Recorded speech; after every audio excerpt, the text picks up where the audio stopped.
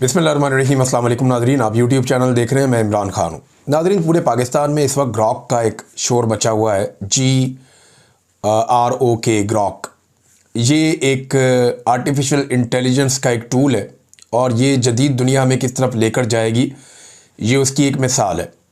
दुनिया बहुत तेज़ी से बदल रही है और मालूमात के ज़राए बहुत तेज़ी से तब्दील हो रहे हैं। आने वाले वक्त में मालूमात बहुत तेज़ी से आप तक पहुँचेंगी और वही मालूमात आप तक पहुँचेंगी जो आप चाहेंगे। ये बड़े ज़बरदस्त टूल्स हैं जो अब तैयार हो चुके हैं। इससे पहले आपको याद होगा, हम हैरान होते थे गूगल को देखकर कि कोई भी चीज़ है जी गूगल कर लें, कोई भी सवाल है आप गूगल पे डालें, आपको उसका जवाब मिल जाता है।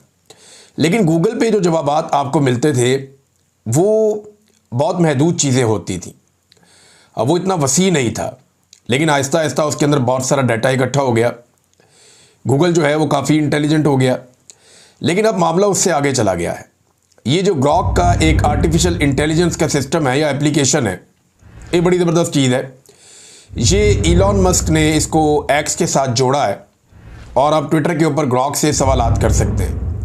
आप इससे पूछ सकते हैं जो आप पूछना चाहें और ये जवाब देता है उस डेटा की मदद से जो डेटा अवेलेबल होता है इंटरनेट पे। मैं आपको वादे कर देता हूँ कि ग्रॉक आपको जवाब कैसे देता है, ये सवाल बहुत सारे लोगों के दिमाग में है। क्या ग्रॉक जो जवाबात आपको देता है वो सारे ठीक होते हैं? ये सवालात भी बहुत सारे लोगों के ज़हन में है। लेकिन ये इंसान का बनाया हुआ एक शाहकार है, एक ऐसी कमाल चीज़ है जो जब आपके साथ बात करता है तो बाद औक़ात अगर आप मजाक में बात कर रहे हैं तो ये आपका जवाब उसी तरीके से देता है। ये आर्टिफिशियल इंटेलिजेंस का एक ऐसा नमूना है, एक ऐसा शाहकार है जो आपके मूड को भी कुछ हद तक जज करता है। यानी अगर आप मज़ाहिया बातें कर रहे हैं तो वो आपको जो जवाब देगा तो आपको अंदाज़ा हो जाएगा, और जब आप संजीदा बातें कर रहे हैं तो आपको जवाब देगा तो आपको अंदाज़ा हो जाएगा। लेकिन ये फैक्ट को ठीक रखने की कोशिश करता है। अब ये फैक्ट्स को ठीक कैसे रखता है, ग्रॉक को इतनी मालूमात कैसे मिलती हैं, इसके बारे में मैं आपको बताता हूँ। ये आर्टिफिशियल इंटेलिजेंस का ऐसा टूल है जिसके अंदर दुनिया भर की मालूमात इकट्ठी हो रही है। कैसे? जो मालूमात ये इकट्ठी करता है उसके 4 ज़राए हैं। ये ग्रॉक से ही आप पूछेंगे तो वो भी आपको बता देगा कि 4 ही ज़राए हैं जिनसे वो मालूमात इकट्ठी करता है। कहाँ पे ये बहुत मजबूत है और कहाँ पे ये कमज़ोर है, इसके बारे में मैं आपको बताता हूँ। नंबर 1, ये वेब सर्च करता है। यानी जितने भी आपकी वेबसाइट्स हैं ये उनको सर्च करता रहता है। तो गूगल के ऊपर चीज़ें सर्च कर लेता है, बहुत सारी और वेबसाइट्स हैं वहाँ से चीज़ें सर्च कर लेता है, दीगर जो सर्च इंजन्स हैं वहाँ से इसको बहुत सारी मालूमात मिल जाती है। तो ग्रॉक हर वक्त पढ़ता रहता है, इसके हमेशा इसको इन्फॉर्मेशन मिलती रहती है। और ये इंसानी दिमाग की तरह काम नहीं करता ना कि इंसानी दिमाग एक वक्त में एक किताब पढ़ता है, फिर दूसरी, फिर तीसरी। नहीं, ये एक वक्त में हज़ारों चीज़ें एक साथ इसके अंदर मुंतकिल हो रही होती हैं। आर्टिफिशियल इंटेलिजेंस में इसको वो चीज़ें इसके अंदर दाखिल हो रही होती हैं। जो नई डेवलपमेंट्स आ रही होती है खबरों की सूरत में, वो भी इसके अंदर दाखिल हो रही होती हैं। जितनी भी बैनुल अक़वामी वेबसाइट्स हैं बहुत बड़ी बड़ी, वो सारी इसका सोर्स ऑफ इंफॉर्मेशन है। ये हर वक्त अखबारात पढ़ता रहता है, हर वक्त इंफॉर्मेशन इकट्ठी करता रहता है। मैं आसान ज़बान में कहूँ कि जो भी डेवलपमेंट होती है और उसको तहरीरी शक्ल दी जाती है वो ग्रॉक के पास पहुँच जाती है। तहरीरी शक्ल की मैं बात कर रहा हूँ, और सिर्फ तहरीरी शक्ल। टेलीविज़न पे क्या चल रहा है उसके बारे में इसको नहीं पता। यूट्यूब पे जो वीडियोस बन रही हैं उनके अंदर क्या चल रहा है उसके बारे में इसको नहीं पता। टिकटॉक के ट्रेंड्स क्या कह रहे हैं, वहाँ क्या चल रहा है उसके बारे में इसको नहीं पता। वीडियोस के बारे में ये नहीं जानता, ये सिर्फ डाटा के बारे में जानता है। वो डाटा जो आदादो शुमार के ज़रिए या तहरीरी तौर पे अंग्रेज़ी में, उर्दू में, हिंदी में, किसी और ज़बान में, चाइनीज़ में जो मौजूद होता है इंटरनेट पे, ये उसको पढ़ता है और उसके मुताबिक अपनी इंफॉर्मेशन में इजाफा करता चला जाता है। यानी एक फैक्ट अगर गलत है और सारे वही फैक्ट लिखते चले जा रहे हैं तो ग्रॉक जो है वो उसको ठीक नहीं कर सकता, वो उसी फैक्ट को मान लेगा। जब सारे लोग उसके ऊपर बार बार वही बात कर रहे हैं तो उसको वो बात माननी पड़ेगी क्योंकि दस्तयाब डाटा में वही लिखा हुआ है और उसके अलावा कोई और ओपिनियन वहाँ मौजूद नहीं है। लेकिन अगर दूसरी ओपिनियन मौजूद है तो फिर ग्रॉक आपको वो फैक्ट बताएगा और ये वाली ओपिनियन भी आपके सामने रख देगा। ऐसे वो चीज़ों को बैलेंस करता है। बड़ा ज़बरदस्त सॉफ्टवेयर है। एक तो ये वेब सर्च करता है, वेबसाइट्स के ऊपर देखता है। दूसरा, ये जो एक्स के ऊपर पोस्ट्स होती हैं, ट्विटर के ऊपर जो आप पोस्ट वगैरह करते हैं, जो चीज़ें आप वहाँ पे छोड़ते हैं, जो लिखते हैं, ये उससे भी डाटा इकट्ठा करता है। ट्विटर के ऊपर जो वीडियोस चलती हैं वहाँ से ये डाटा इकट्ठा नहीं करता, लेकिन जो ट्विटर के ऊपर जो लोग लिखते हैं डाटा, ये उससे मालूमात इकट्ठी करता है। फिर अपलोड करदा मवाद, जो मवाद अपलोड किया जाता है मुख्तलिफ प्लेटफॉर्म से, ये उससे मालूमात इकट्ठी करता है। और अंदरूनी डाटा, अब ग्रॉक के पास XAI की तरबियत याफ्ता मालूमात का एक बड़ा ज़ख़ीरा है जो इसे अमूमी सवालात के जवाबात देने में मदद करता है। यानी उसकी अपनी इंटेलिजेंस में भी बहुत सारा ज़ख़ीरा मौजूद है। और ये पुरानी से पुरानी किताबें, यानी अगर आप एक आलिम दीन है ना, तो कोई भी इतना ज़बरदस्त कुरान पाक याद नहीं कर सकता जैसा ये ग्रॉक को याद है। यानी आप पूछ लें इससे कि जालिम के बारे में कोई कुरान पाक की आयत बताएं, ये आपको बता देगा। मजलूम के बारे में कुरान पाक की आयत बताएं, ये आपको बता देगा। आप इससे पूछें कि जनाब औरतों के पर्दे के हवाले से कुरान पाक की आयत बताएं, तो ये बाकायदा आपको सूरत का नाम बताएगा, आयत का नाम बताएगा, आपको उसका तर्जुमा पढ़ के सुना देगा आपकी ज़बान में। आप इससे पूछें कि लेन देन के बारे में कुरान पाक की कोई आयत है, तो उसके बारे में आप तफसीलात बताएं। मैंने यहाँ पे इसके मुख्तलिफ चीज़ें हैं। एक तो ये ग्रॉक आपको मिल जाता है, एक तो आपको मिल जाता है ये इसके ऊपर, ट्विटर के ऊपर, एक्स के ऊपर। एक आप इसको परचेज़ भी कर सकते हैं और इसके एडवांस बहुत ज़्यादा वर्जन्स भी हैं, वो आप कोई भी एक ले सकते हैं। जैसे कि मेरे पास एक मैंने ये परचेज़ किया, तो ये आपका इस्तेमाल है कि आप इसका कैसा इस्तेमाल करते हैं। पॉजिटिव भी कर सकते हैं, नेगेटिव भी कर सकते हैं, लेकिन मालूमात का एक बड़ा ज़ख़ीरा है जो आप तक पहुंचता है। दुनिया के तमाम मशहूर लोगों के बारे में मालूमात इसके अंदर है। आजकल पाकिस्तान तहरीक इंसाफ ने, नून लीग ने और कुछ सहाफ़ियों ने इसको एक टूल के तौर पे इस्तेमाल कर रहे हैं और वो ये जानना चाहते हैं कि ग्रॉक इसके बारे में क्या सोचता है, उसके बारे में क्या सोचता है। तो ग्रॉक को कंफ्यूज करने की सूरत हाल में डाला हुआ है, लेकिन ये एक AI आर्टिफिशियल इंटेलिजेंस का एक टूल है और ये कंफ्यूज नहीं होगा, बल्कि ये जवाबात देता चला जाएगा उस दस्तयाब डाटा की मौजूदगी में जो इसके अंदर डाला गया है। ये उसी के मुताबिक जवाब देगा और जितनी इसकी इंटेलिजेंस है, और मैंने देखा बड़ी ठीक ठाक इंटेलिजेंस है, यानी वो बड़े ज़बरदस्त तरीके से जवाब देता है। और जो वो उर्दू लिखता है वो बड़ी ठीक ठाक उर्दू लिखता है और उसकी ग्रामर भी बहुत ठीक है। तो ये एक मज़ेदार टूल है। इसके अलावा और भी बहुत सारे हैं। अभी मैं कुछ दोस्तों से बात कर रहा था, उन्होंने बताया जी और बहुत सारे टूल्स हैं जो बड़े इंटरेस्टिंग हैं, बल्कि वो ये मशवरा भी देते हैं कि इस वीडियो में आपको कौन कौन सी तस्वीर लगानी चाहिए और ये जो आप बात कर रहे हैं इसके अंदर मज़ीद फैक्ट्स कौन कौन से हैं और वो फैक्ट्स आपको इसमें डालने चाहिए। तो आने वाले दिन में जो आपके रिसर्चर्स होते हैं वो उनकी जगह पे ये सॉफ्टवेयर जो है बड़ा ज़बरदस्त काम कर रहे होंगे। हाँ, ह्यूमन इंटेलिजेंस के लेवल पे वो नहीं पहुंच सकते, इंसानी दिमाग की जो तख्लीकी सलाहियतें हैं वहां तक तो नहीं पहुंच सकते, लेकिन वो मददगार साबित हो सकते हैं मुख्तलिफ काम करने में और ज़बरदस्त मदद कर सकते हैं। ग्रॉक के अंदर एक चीज़ शामिल हो जाएगी फ्यूचर में और तब ये ज़बरदस्त एक प्लेटफॉर्म बन जाएगा, बल्कि बड़ा ख़तरनाक भी हो जाएगा बाज़ हवालों से। और फ्यूचर में इसको ट्रेंड किया जाएगा, जो इन्फॉर्मेशन मेरे पास है उसके मुताबिक, और ये इन्फॉर्मेशन भी यहीं पे दस्तयाब है कि फ्यूचर में ग्रॉक जो है इसको वीडियोस भी दिखाई जाएंगी। अभी तक ये वीडियोस से डाटा हासिल नहीं करता, अभी तक ये यूट्यूब की वीडियोस को नहीं सुनता, मुख्तलिफ वीडियोस को नहीं सुनता, मुख्तलिफ डॉक्यूमेंट्रीज़ को नहीं देखता, मुख्तलिफ फिल्मों को नहीं सुनता। तो फ्यूचर में जब ये इन चीज़ों को सुनेगा और इसको समझेगा और इसको इस तरह ट्रेंड किया जाएगा, तो फिर इसके पास डाटा की मिकदार बहुत ज़्यादा बढ़ जाएगी। जैसा कि अभी मैं बात कर रहा हूँ, ये सारी बातें इसके रिकॉर्ड का हिस्सा बन जाएंगी। इससे पहले हमने क्या क्या कहा अपनी वीडियोस में और क्या क्या नहीं कहा, इसके बारे में कुछ नहीं जानता।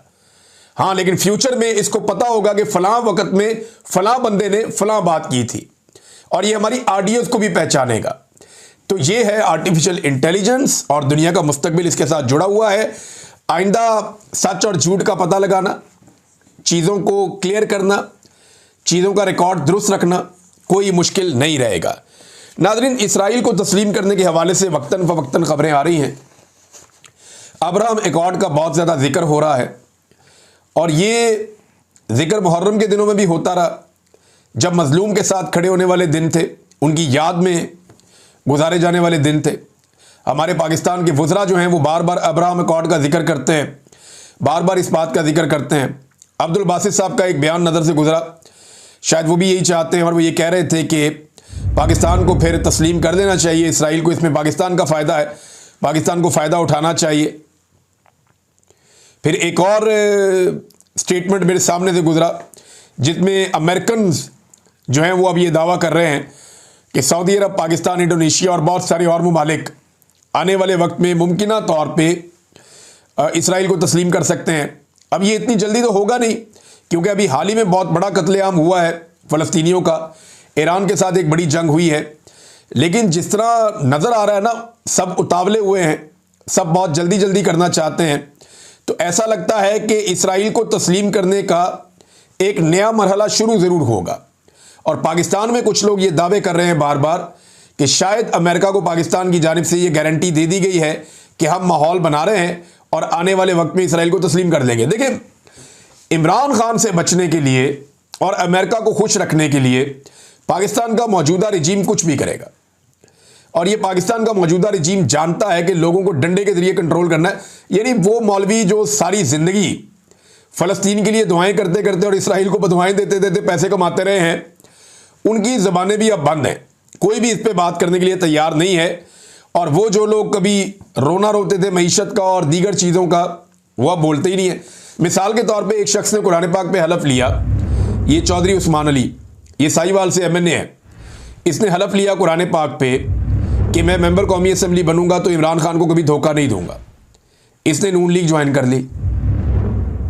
अब सवाल यह है कि एक मेंबर कौमी असम्बली ने कुरान पाक का झूठा हलफ ले लिया, तो उसके ऊपर जो है वो डेफेमेशन क्लॉज लगनी चाहिए या नहीं लगनी चाहिए?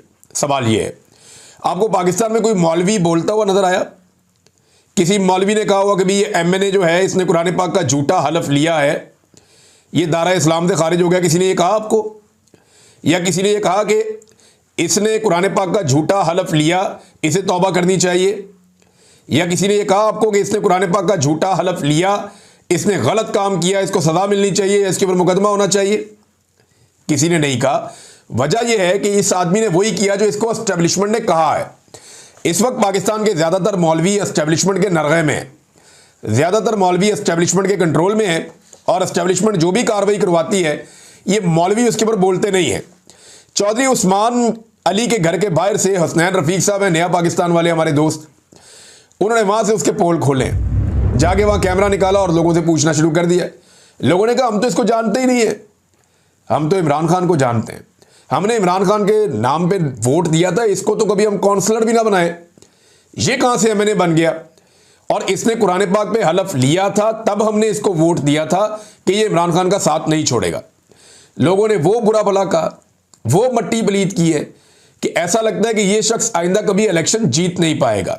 शायद इसको एस्टेब्लिशमेंट ने कोई आसरा दिया हुआ है, या पता नहीं, हो सकता है इसकी एस्टेब्लिशमेंट के पास कोई कमजोरी हो जिस वजह से ये काबू आ गया हो।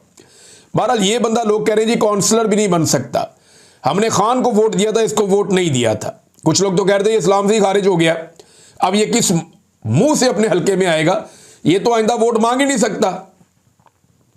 फिर कुछ लोग ये भी कह रहे थे कि इसने इमरान खान को बाद में धोखा दिया, पहले इसने अपने ईमान को धोखा दिया, इसने कुरान पाक पे हलफ लेकर उस हलफ को तोड़ा है। लोग बहुत गुस्से में थे, मैंने वो वीडियो देखी। तो ये लोग अपनी सियासत कैसे बचाएंगे, या चलें एस्टेब्लिशमेंट इनको इक्तदार में कैसे लाएगी दोबारा? ये जो चौधरी उस्मान अली है, इसने कुरान पाक पे हलफ लेके तोड़ दिया। अब पाकिस्तान की मिलिट्री एस्टेब्लिशमेंट अगर इसको इलेक्शन जितवाना चाहे तो कैसे जितवाएगी? साहिवाल के लोग इसको कैसे वोट डालेंगे? यही हो सकता है ना कि वैसे ही इसका हाथ खड़ा कर दें, जनाब ये आज के बाद MNA है, या चलो इसको सेनेटर बना दो या कुछ और बना दो। यही हो सकता है ना। अवामी वोट से तो ये आदमी अब कभी भी इलेक्शन नहीं जीत सकता उस हल्के से, जहां इसने कुरान पाक का हलफ तोड़ा और लोगों के साथ धोखा किया। लोग तो इसको वोट नहीं डालेंगे, इसको तो नून लीग वाले भी वोट नहीं डालेंगे जिस जमात में चला गया। वो ये कहेंगे भाई जिसने कुरान पाक पे हलफ तोड़ा वो दोबारा तोड़ देगा। जो कुरान पाक का हलफ तोड़ सकता है वो हमारे साथ भी बेवफाई करेगा। ये आदमी किसी का वफादार हो ही नहीं सकता, लोग ये कहेंगे। और मौलवियों की खामोशी बड़ी मजेदार है, वो तो बोल ही नहीं रहे।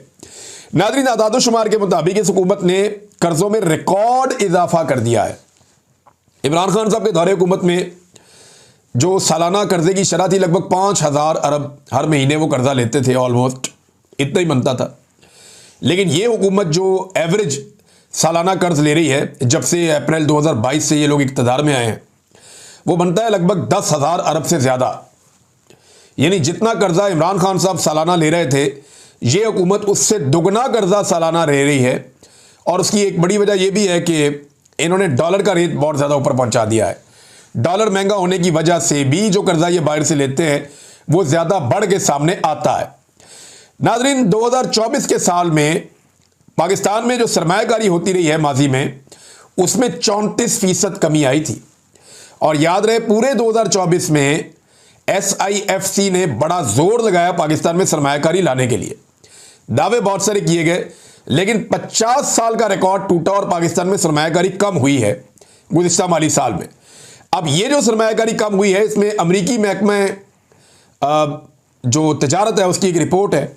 उस रिपोर्ट के मुताबिक पाकिस्तान की टैरिफ पॉलिसी, पाकिस्तान में करप्शन, कमज़ोर अदालती निज़ाम और सियासी अदम इस्तेहकाम पाकिस्तान में सरमायाकारी ना आने की बड़ी वजह है। फिर इंटरनेट एप्लीकेशंस पर पाबंदियां और हुकूमत की नाकस पॉलिसियों ने भी सरमायाकारों के एतमाद को कम किया है। ये नाज़रीन वजूहात हैं। अच्छा, सरमायाकारी पाकिस्तान में आ नहीं रही, टैक्स कलेक्शन इनकी हो नहीं रही, मईशत को इन्होंने बर्बाद कर दिया है। इनकी तरजीहात चेक करें।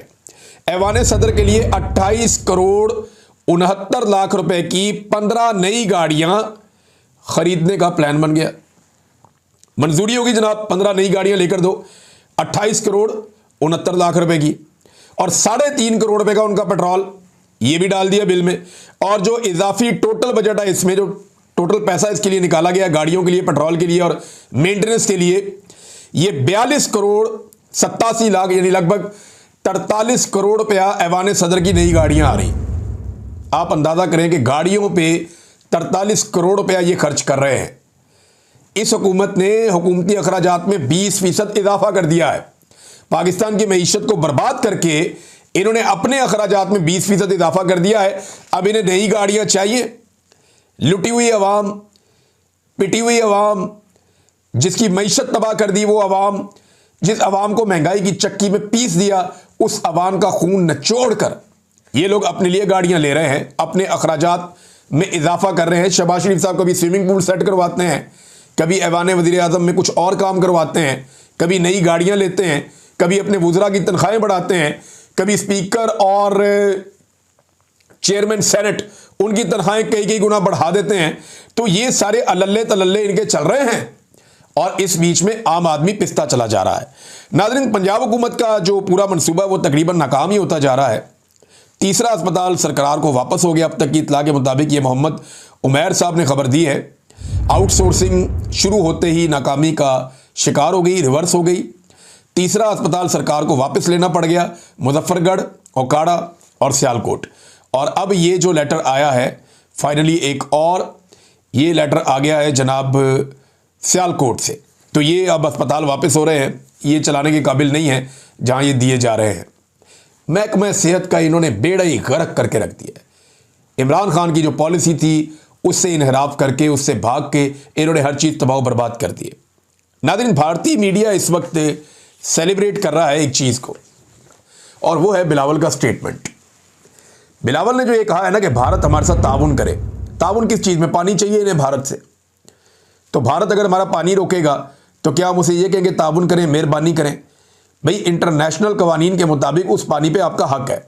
भारत उस पानी को रोकेगा तो जंग है, और पाकिस्तान ये कह चुका है कि इसको जंगी कदम समझा जाएगा, इसका जवाब ताकत से दिया जाएगा। लेकिन बिलावल ने एक बड़ा कमज़ोर स्टेटमेंट दिया और बिलावल ने ऑफर कर दिया भारत को कि हम हाफिज सईद भी आपको दे देते हैं, मौलाना मसूद अजहर भी हम आपको दे देते हैं। ये जो तासुर गया बिलावल जरदारी के इंटरव्यू से, इसको भारतीय मीडिया रिपोर्ट कर रहा है अपनी जीत के तौर पे, अपनी कामयाबी के तौर पे रिपोर्ट कर रहा है। और उसका ये कहना है कि पानी वाले मामले की वजह से पाकिस्तान में काफ़ी घबराहट है और पाकिस्तान ने हाफिज सईद और मौलाना मसूद अजहर को भारत के हवाले करने की ऑफर कर दी है। पाकिस्तान की गवर्नमेंट ने इसके ऊपर कोई रिस्पॉन्स नहीं दिया। पाकिस्तानी गवर्नमेंट को भी इस पर रिस्पॉन्स देना चाहिए, तो पता चले कि पाकिस्तान की पॉलिसी क्या है। बहरहाल बिलावल ने खुद से तो ये स्टेटमेंट दिया नहीं होगा। बिलावल, जरदारी, नवाज शरीफ, ये एस्टेब्लिशमेंट के कहे बगैर तो ये बेचारे पता नहीं वॉशरूम भी कैसे जाते होंगे।